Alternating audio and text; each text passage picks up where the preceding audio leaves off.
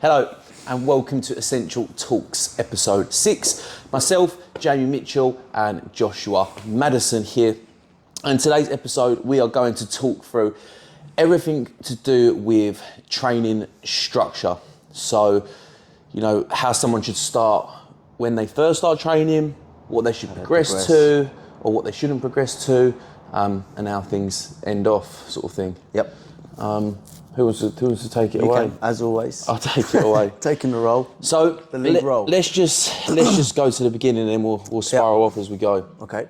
So pure virgin gymmer beginner. Virgin Marys beginners. Never done what a dumbbell is, done what a barbell is, and they come in and we're looking to start training. What are we going for here? Well, as you can see, when we set up the plans for here at Essentials Training, most of the guys will be looking to start with the very, very basics. Yes. As we always say, fall in love with the basics. Basics are best. And looking to train your full body, right? Because obviously you see these influencers on Instagram, social media. It's not, everything's not what you see. That yes, they might be a little bit more advanced in their journey, but you don't want to be going there and doing buys and tries. Buys and tries, sure, that's just for a bodybuilder's rest day, right? But you do hear it. You do hear it, and you'd be looking to just literally start with the absolute basics. Yeah, 100%. It's definitely goal dependent, and individualised. It's goal dependent. It's individual, and there's always context around it. But regardless of your goal, we're on the same page here that we're talking about strength training, either be it for the sake of getting stronger, for the sake of losing fat or gaining muscle. Yeah. So all three of them things coincide. We're not talking recomposition. We're not talking about like marathon training or like no MMA fighter progression or something like this. But someone comes in, they definitely need to learn. With the 4 basic movements we've got on our wall over here: squat, hinge, push, pull. They are the 4 base compound movements. Squatting is anything where the knee is going to be flexing, which is going to be mainly sort of quadricep action. Hinging, anything where your hips are traveling backwards and forwards, posterior chain. Pushing will be your shoulder and elbow. Vertical and horizontal. Yes, in extension. And then pulling, anything pulling towards you, which is mainly back.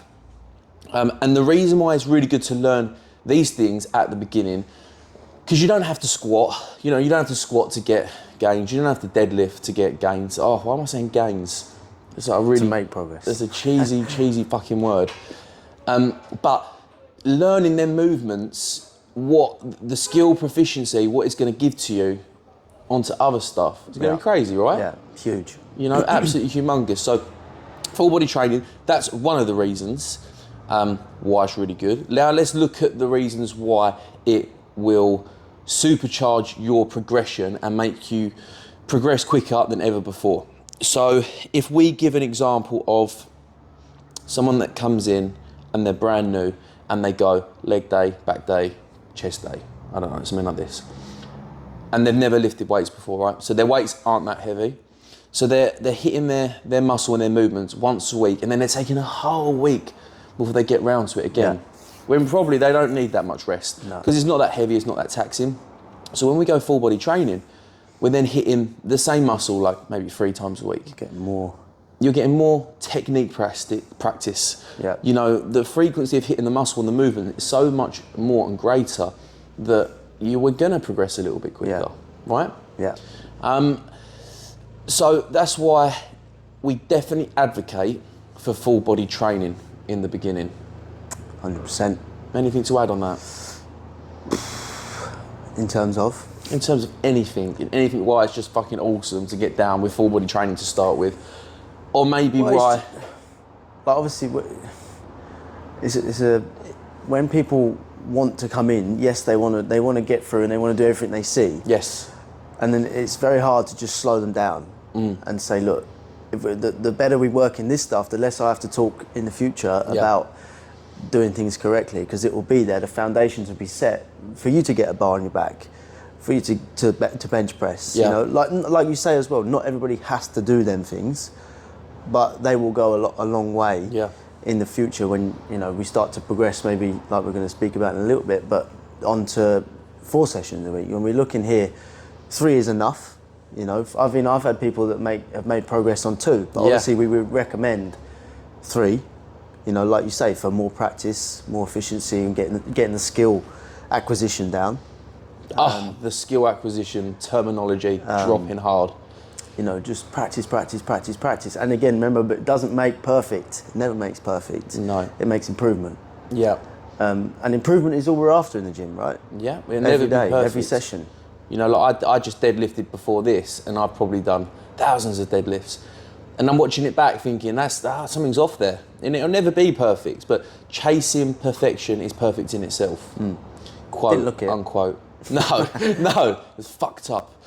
Look too easy, mate. Yeah, but that's why we advocate for it. But don't confuse simple and basic with easy. Full body training is a different animal altogether. Like when you're coming in, you might be doing some heavy squat variation twice a week, you know, heavy pressing variation twice a week, maybe even a heavy hinge variation twice a week, plus hitting every muscle 3 times every single week. Holy fuck. And then there's like the balance between the push and the pull, especially when you're going into the upper body, you know, making sure there's an even split of horizontal, vertical push, horizontal, vertical pull, so you don't end up looking like this. But again, that's going to be a long motherfucker. I mean, posture's a massive one as well when you're doing full body training, right? Yeah. If you're working your whole body, you're going to be getting way more bang for your buck in sorting out, correcting your posture. Yes, yep. When you're moving through all their movement patterns, the squat, the hinge, you know, sometimes you're getting the opposites, so you're working front and back. Yep. Which can help massively in that respect. But go on, you can carry on. I've lost my train of thought. No, it's fine. I think, as you can see, we're still not at that semi-professional. Well, I'm not. You guys have done a little bit more than me, but I'm at that semi-professional level. Yeah. You're like amateur boxer right now. You've won like 2 fights, and you're coming in.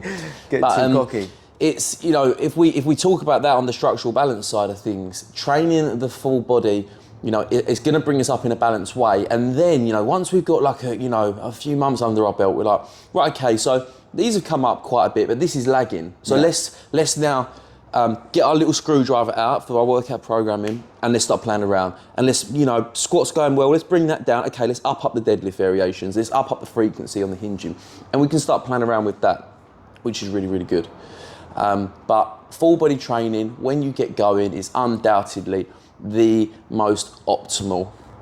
Whether you enjoy it the most is another thing, and whether there has to be some, because we're talking about optimal and the best right now, but sometimes optimal, if you're not enjoying it, is that optimal? We'll talk about that in another thing. But right now we are talking about like facts. This is the best way to get going. Yeah, and for somebody that might not have the confidence to go in the gym, and then they go in and all they do is some arms because they're not confident of moving on it. For sure, yeah. Just think, right, well, what ways can I move? What 4 ways? So just pick 4 exercises. You know, you can do stuff at the end as well, but picking 4 of those compound exercises, doing 1 of each, and just seeing how you get on. Yeah, 100%. You know, rather than going in and going, not sure, I'll just do what I see other people do on social media, which is, again, that's optimal for them, not optimal for you. Yeah, you know? It's all context dependent, isn't it? Yeah. But, you know, so we've done that. To say like we've had someone and we've gone full body training, and the scope for how long you're doing full body training, guys, is too many variables to put a thing on it. I'm pretty sure when I first started training with you, it was, I'm going to say, 6 months. And that wasn't even even a Virgin Mary. You wasn't a Virgin Mary.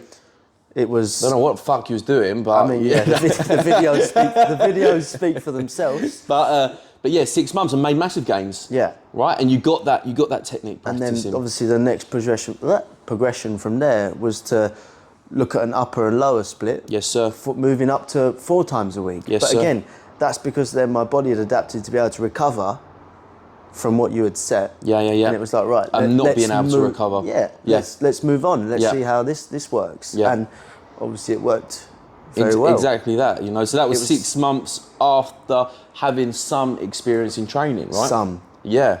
So Very basic. But we could say 3 months, we could say 1 fucking year, you know, it could be anything. So that's going to be down to yourself and working with your coach to depend when that switch will come. And when we're moving up through these ranks, it's not like, okay, we move up and now we're here. Like, I will train full body. Yeah. I'll dip into full body sometimes in like, a feed a week into between plans, just for something different. I think I watched some videos trained by JP, Jordan Peters. He used to advocate, I don't know if he still does, when he was getting closer to a meet, like a show, he would drop into full body training, and he fucking is one of the strongest bodybuilders like walking this earth. He's mental. He's like a walking house. He's like a cloud, you know. He's just got lumps and bumps everywhere. And he'd do full body training. So there's no reason why you can't go back down to it. But You'd never be too advanced for it, is what you're saying. You never be too advanced for it, literally. Like, it's never, don't let the ego cloud that going back to the basics all the time, because you can never build your base fucking wide enough, literally. But after that, like Jay just said, we are going to an upper-lower split. So that'll be something like the standard split would be lower, upper, lower, upper. So now we're hitting everything twice a week and we're breaking up the days. Reason being, like Josh said, once we get to a strength level and we are doing full body 3 times a week, and you're getting round to like that second or third session and you're like, holy fuck, I cannot put that bar on my back, or you're doing it and your numbers aren't budging like they was, then you're almost maybe diminishing returns. Now's the time to switch. So we go lower, upper, and we break them up. So this time we've got now more recovery, and we've got more time to spend on more like one muscle group during the session. So we've got more chance of creating overload. Patterns. Yes, and you can do that. Like what I'd recommend to do with is we're going. So the lower sessions will be an equal split of like quad hamstrings, but bias in one. So how we like to do it is we'll have like the first lower day, normally we'll start with like a squat. Heavy squat. And then like an auxiliary deadlift movement underneath. So like a squat followed by an RDL. And then underneath that we fill in the gaps. Then on your second lower body day, we'll go for a heavy deadlift and then like an ancillary squat underneath and then fill it in. Then the upper days, similar thing, but like with the push-pull, right? Push-pull, I mean, there's so many different ways you could go about that. Yeah. Again, you could, like you say, with the squats and the deadlifts, you could start heavy vertical pull and then move into a vertical push. Yeah. And then switch it up the next day and you're going horizontal. Yeah. And then obviously underneath, split it up. Yeah, literally that. Making sure that you could get a decent balance. We're talking rep ranges and set ranges, but a decent balance of each. Yeah, yeah. And there's flipping hundreds of ways you can do that. I've been looking back through what we did. Yeah. And you just look at it, it's like it was never the same. No, never the same. It's crazy how much you can do. And this is the thing. Like, we're not, if anyone knows our gym, it's increased in size. Like, we've just pushed through into there now. I think we outburst the scene. We outburst, and now we're slowly bursting out again, but it's all cool.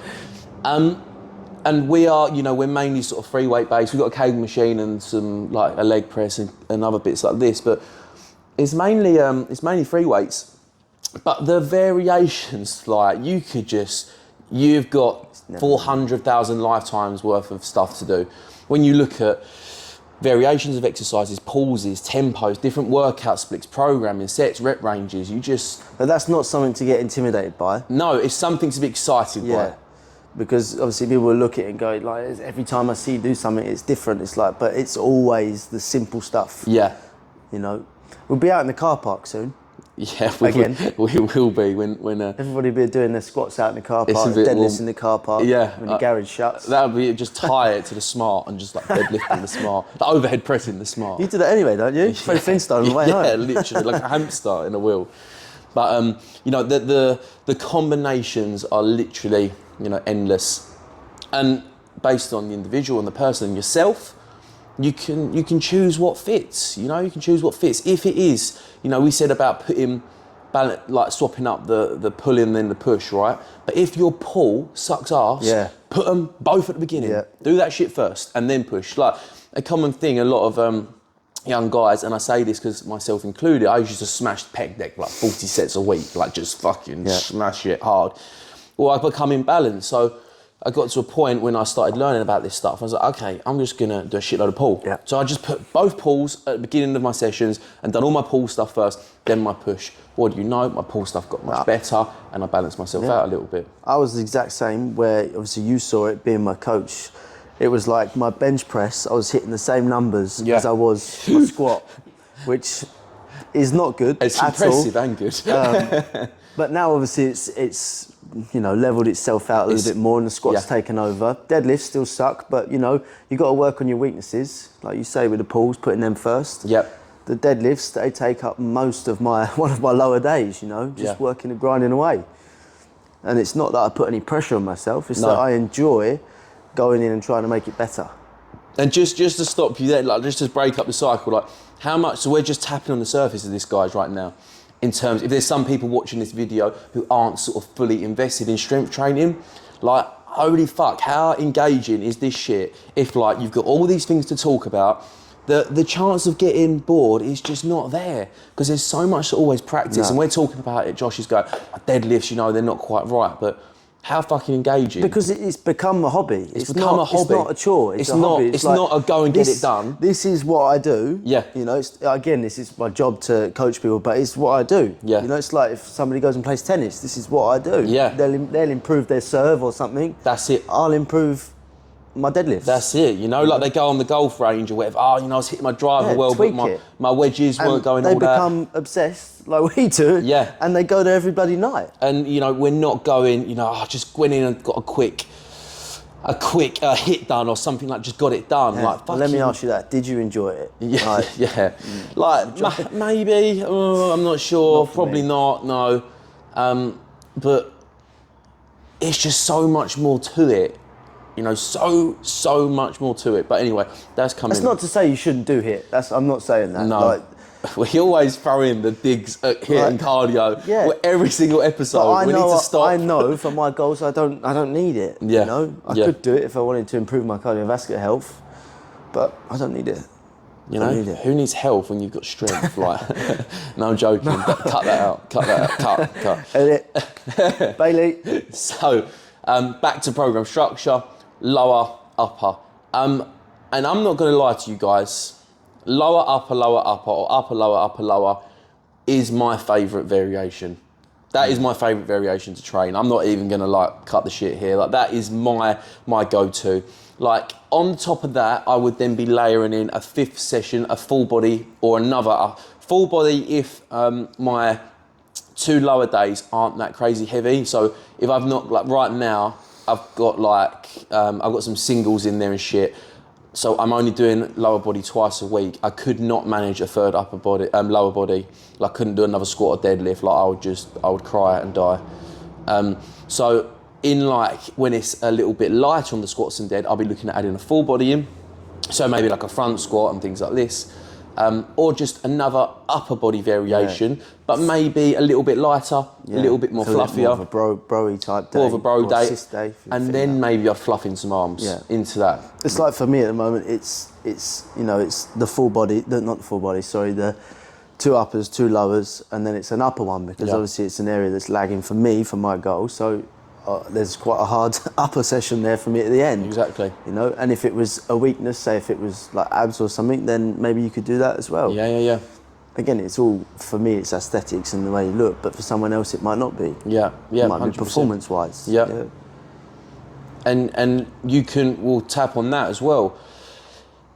You can go in phases with this, guys. So now we're getting into what's called something called periodization, in terms of periodizing your training based on the goal for them training blocks. So Josh right now is in like an off-season mass building block, you'd say. Just a constant growth. Just a constant hypertrophy, Yeah. Eating and trying to gain muscle mass, trying to gain muscle mass like that. He may finish that and then he might go into maybe a strength block. He's like, okay, your numbers are good and the volume's nice, but we need to just bring your overall strength up. Yeah. you know, for maybe between 6 to 10 weeks, you know, in some lighter, some heavier rep ranges, so like maybe between 3 and 6s, bring the strength up. Then with that newfound strength, then plug it into a hypertrophy plan and then run that for a little bit. But things change. What you're saying right now, everything's like 10 to 15, you know, it's very high. There's a lot of reps going down. There's a lot of volume. And then obviously, like you say, bringing it down and just trying to bring those deadlifts up. Yeah. Get some numbers on there, because they're not impressive. They're not impressive. You'll for me. But everyone's got a weak point, isn't they? 100%. I'm not sure what mine is, but I'm sure... I know what yours is. I won't tell you. So that's, you know, that's periodization. You know, really, really simplified periodization. Then if, you know, we start going at maybe when you get really onto that top end and you're looking for that recovery, you then start looking at maybe splitting up the muscle groups. So we're taking like chest and bicep days, you know, shoulder and tries, just a hamstring day, just a quad day, you know, because these guys and girls, they need the recovery.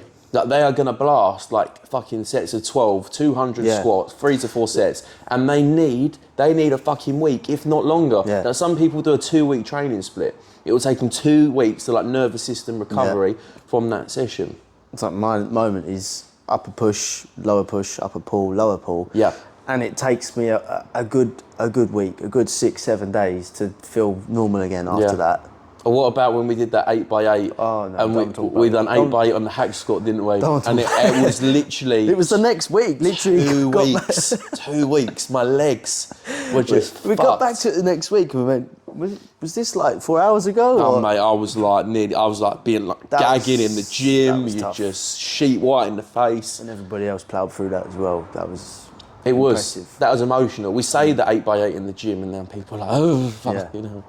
But that's like a rough outline of session structure, and I hope we gave you some valuable pointers there. Have you got anything to add, fine sir? No, I think we covered everything we were planned out to speak about. Yeah, we didn't plan much. Well, no, we don't plan. But it was a rough idea. Yes, but it comes better when it's just the topic. Yeah. But to conclude, session structure.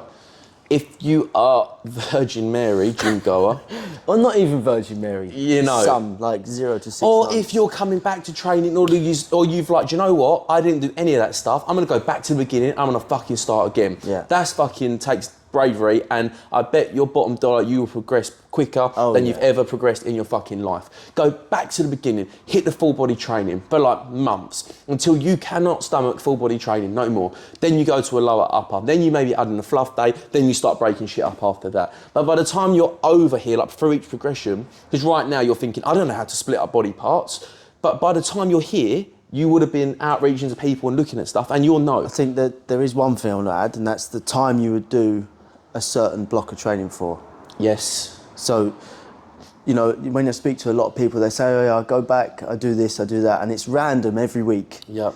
And it's like, well, you know, did you do the same session the following week? And then they say, no. Okay, well, how do you know if you're progressing on their movements? This is huge, yeah. Random sessions will bring you random results. You know, it's like, I mean, here it's what, 4 weeks, sometimes maybe 6. We wouldn't really go anything over that. It depends who you're going for, doesn't it? Like, I mean, because I understand the mental engagement for holding a 6-week block is a lot. I've held a 16-week block before. Yeah. And I was ready to kill myself. But with rep ranges and sets changing, same exercises, but like you say with the periodization, that thing changes. Like it can still get you some sort of stimulation there. But with here, it would be 4 weeks, 6 weeks. And it's the more advantage you get. Like when you're getting going, 4 weeks, you know, might be fine. But say like the stronger you get, you need more time. Like I can't get, for instance, when I start my proper powerlifting prep, in order to I can't get my strength up in 4 weeks. I need like 16, like full 12 minimum, up to 16 to 20 week run up to get it fucking up there. But for the Virgin Mary, 4 to 6 weeks, boom. You like just track everything, write it all down or use an app or something, and just track everything and watch yourself progress, because that's the main thing that will stop some people going back. Yep. Is they're like, well, you know, it didn't really work. Well, you didn't let it work because you didn't track it. You didn't know if you were progressing. Yeah, so yeah. track it, keep an eye on your movements, keep an eye on your technique and your numbers, and just watch it just fall into place. Yep, 100%, 100%. Track everything, guys. 4 to 6 weeks, no less. Sometimes freeze.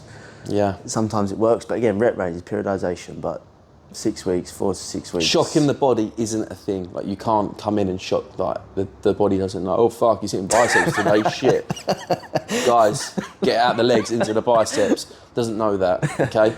You need to keep the stimulus the same and just overload, progressive overload. That's it. That's the one.